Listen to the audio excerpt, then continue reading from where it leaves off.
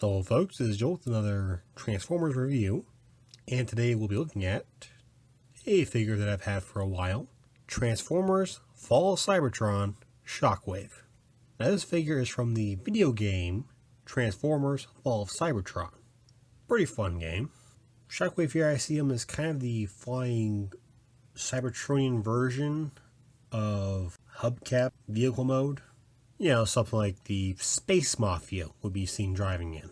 It is a very cool little space cruiser thing. I know it's a plane of sorts. Just don't know what. So, color-wise, he's just a very dark purple with some translucent light pinkish purple on his windshield here, and on the inside of the engine, and some painted pink on the front. He has some nice metallic gray paint on the wings and the sides here.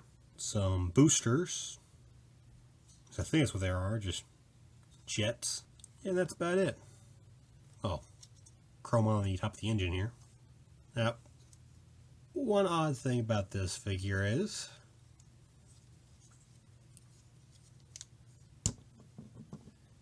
you can see the entire robot mode from the underside. Like, seriously, here's how you transform them.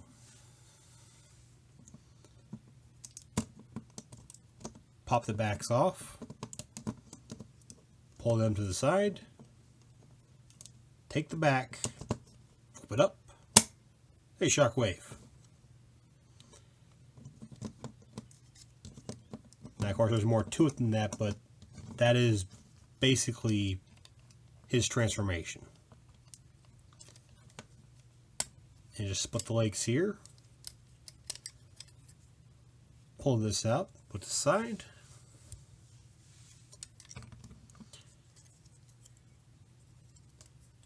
And then just move everything where it needs to go.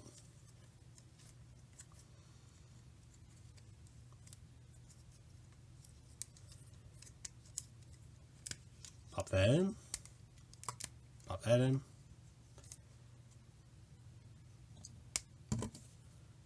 And flip out the fists. Same thing over here. And here we have Shockwave in his robot mode. Color-wise, it's basically the same, except now the windshield is now in his chest. You can see his head, which is on a swivel. You have some light piping there. And you can kind of get him to look up and down a little bit because a little spring in his torso. One nice thing, and if I can get a good view of it, around the inside of his neck is just a bunch of wires and cables. That's just a very nice little touch that they put in there. His feet are nice and wide. Well, wide enough for him to actually need. He could use a little more heel, but he doesn't really need it. Now, as for this part, this was originally his engine, which is now his blaster,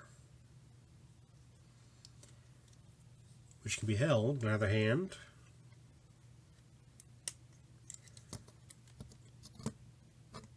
Like so. And it fits pretty good. One neat little thing about this gun is,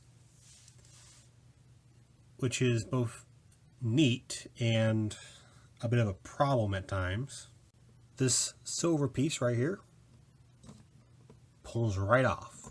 And this gives you a gun you can actually get in the game. Pretty nice. Only problem with this is, pretty much every time he turns his arm down, well, this thing will usually start sliding off. Admittedly, I kind of pushed it there. But you don't want him to be holding his weapon. it does plug onto his back pretty nicely. You can have him have a back cannon if you wanted. But the best feature this gun has, you pull this fist in, and actually this works with either fist, and this little, if I can show up here, this little peg will fit into this hole. Like so. And now he has his traditional cannon arm. Of course, it's probably on the wrong arm, but well, it can fit on either arm. And as for posability, ball joint in the hip,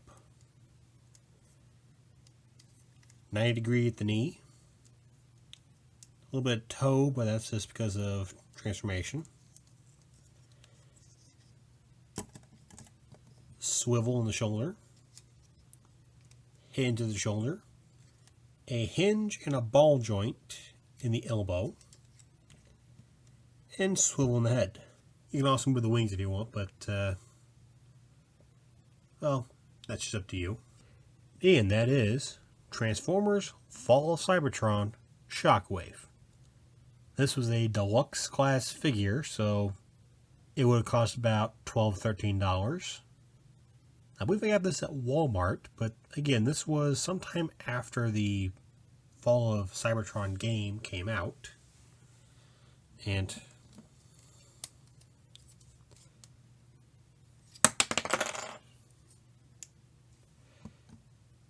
yeah, don't be careful swinging this thing around too much, because that gun tip is not securely fastened. Is not securely put on here. Also helps to put it on the side that actually has the holes in them. It'd be nice if it actually pegged on, but it doesn't. It is held up with friction.